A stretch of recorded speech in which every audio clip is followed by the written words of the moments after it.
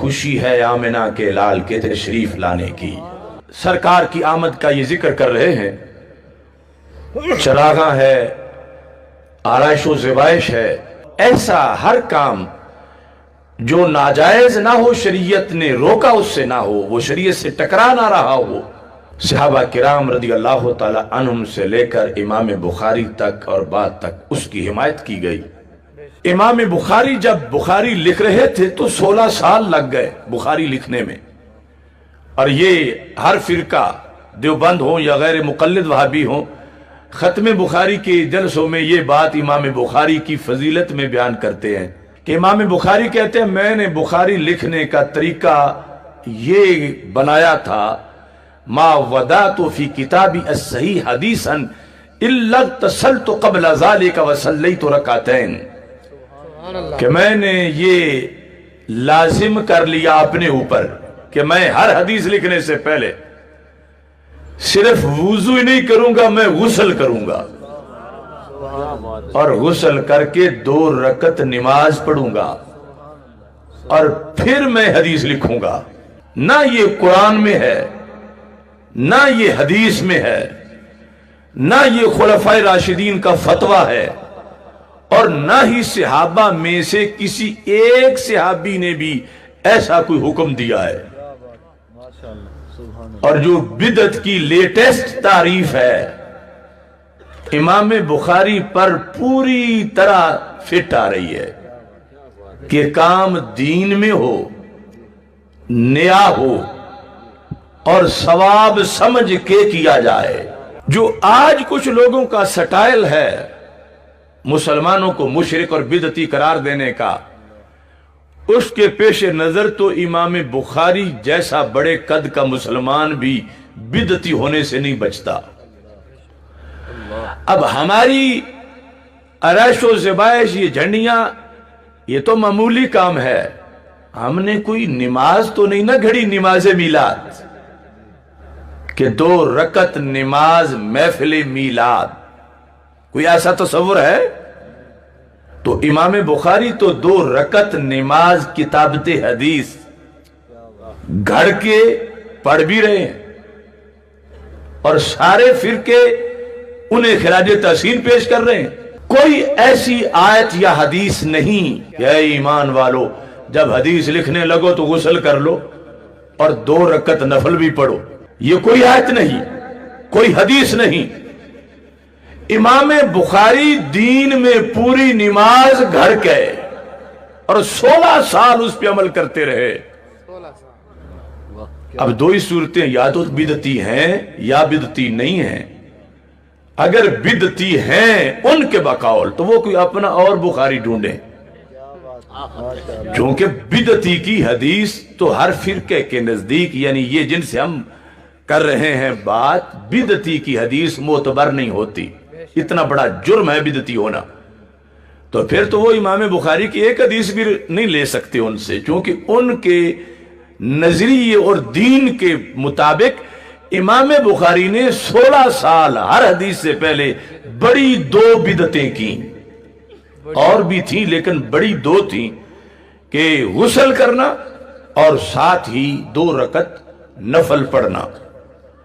اور اگر بدعتی نہیں، جس طرح کی حقیقت ہے کہ بدعتی نہیں، تو پھر اگر امام بخاری کتابت حدیث کی نماز بنا لینے پر اور اس پر عمل کرنا پابندی سے اس سے بھی بدعتی نہیں بنے، تو اسی بیس پر سنی اگر چراغاں کر لیں تو پھر کیسے بدعتی بن جائیں گے؟ کہ جب فلمیں گستاخانہ بن رہی ہوں اور یورپ کے گماشتے اکڑیں کہ یہ فریڈم آف ایکسپریشن اور فریڈم آف سپیچ ہے، ایسے حالات میں سنی سرکار کی آمد پر ان چیزوں سے ترجمانی کے لیے جس وقت یہ عمل کرتا ہے کہ جس سے شریعت میں روکا نہیں گیا، کہ جن کے دین کی تعظیم ہے ان کے دنیا میں آنے کے دن کی بھی تعظیم ہے، کہ جن پر آیا ہوا قرآن جس رات میں آیا وہ 1000 مہینے سے افضل ہو گئی، تو وہ خود جس رات میں آئے وہ پھر کتنی افضل ہوگی. اگرچہ ہر سال نہیں آتے تو قرآن بھی تو ہر سال لیا نہیں اترتا. وہ ایک بار آنے نے قیامت تک کے لیے اس رات کو 1000 مہینے سے بہتر کر دیا. اور سرکار کی آمد نے قیامت تک کے لیے 12 ربیع الاول شریف کو ہزاروں لیلۃ القدر سے بھی زیادہ مقام و مرتبہ عطا فرما دیا. کہ تم جس وقت میلاد مناتے ہو، دوسرا فرقہ کہ جن کو یہ توفیق نہیں کہ منا سکیں، بہانہ یہ کر رہے ہیں کہ تم کوئی حضرت صدیق اکبر رضی اللہ تعالیٰ عنہ سے بڑے عاشق ہو. انہوں نے کیا اس طرح جھنڈیاں لگائی تھی؟ پھر ان کے عہد خلافت میں اتنی بار میلاد آیا. حضرت عمر رضی اللہ تعالیٰ عنہ کے زمانے میں اتنی بار 12 ربیع الاول شریف آیا. یہ پوچھا جاتا ہے نا تم سے، بے شک. تو میں ان کو سمجھانے کے لیے کاش کہ تیرے دل میں اتر جائے میری بات. میں پوچھتا ہوں کیا امام بخاری حضرت صدیق اکبر رضی اللہ تعالیٰ عنہ سے بڑے عاشق ہیں؟ تو ظاہر ہے کہ کروڑوں بخاری بھی حضرت صدیق اکبر کے گردے راہ تک بھی نہیں پہنچ سکتے. تو بڑے تو وہ ہیں. تو پھر کیا انہوں نے حدیث لکھنے سے پہلے غسل کر کے 2 رکعت نفل پڑھنے کا طریقہ اپنایا تھا؟ نہیں اپنایا تھا. تو پھر امام بخاری نے کیوں اپنا دیا؟ یعنی جو تم پہ اعتراض کر رہے ہیں وہ اعتراض 15ویں صدی کے سنی پر نہیں، وہ امام بخاری پر ہے. تو میں کہتا ہوں خلفائے راشدین نے بھی ہزاروں بار حدیث لکھی، ایک بار ہی دکھا دو کہ حدیث لکھنے کی کوئی نماز انہوں نے بھی پڑھی ہو. کہ بڑے عاشق وہی تھے، مگر یہ جو کچھ کر رہے ہیں بڑائی کی وجہ سے نہیں کر رہے، یہ اپنی محرومی اور کمی کا کچھ بدل پورا کرنا چاہتے ہیں. جنہوں نے سرکار دو عالم صلی اللہ علیہ وسلم کا چہرہ دیکھ کے حدیث کانوں سے سنی ہو، ان کو تو اس سے ہی دل میں جو کچھ مل گیا.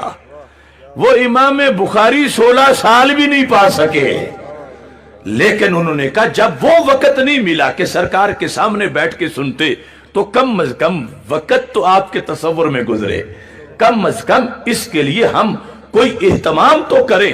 تو اس لیے امام بخاری بڑائی کی وجہ سے نہیں کہ پہلے کچھ نہیں کر سکے تو میں بہت کچھ کروں، بڑے عاشق پہلے ہی تھے. لیکن امام بخاری اس بیس پر کہ زمانہ محبوب کا نہیں مل سکا تو ہم ایسے طریقے ساتھ اپناتے ہیں. اگرچہ کام نیا کیا ہے مگر کیا سرکار کی محبت میں ہے، اور ادھر اللہ حکم دے رہا ہے کہ ان کی تعظیم کرو.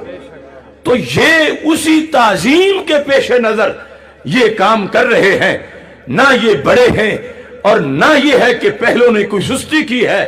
جو ہر وقت محبوب صلی اللہ علیہ وسلم کا دیدار کر رہے ہوں ان کے لیے تو 1 سیکنڈ میں آنکھ کھولتے ہی جو کچھ انہیں مل جاتا تھا. ہم اگر سال بھر میلاد کی محفل سجائیں پھر بھی نہیں ملے گا.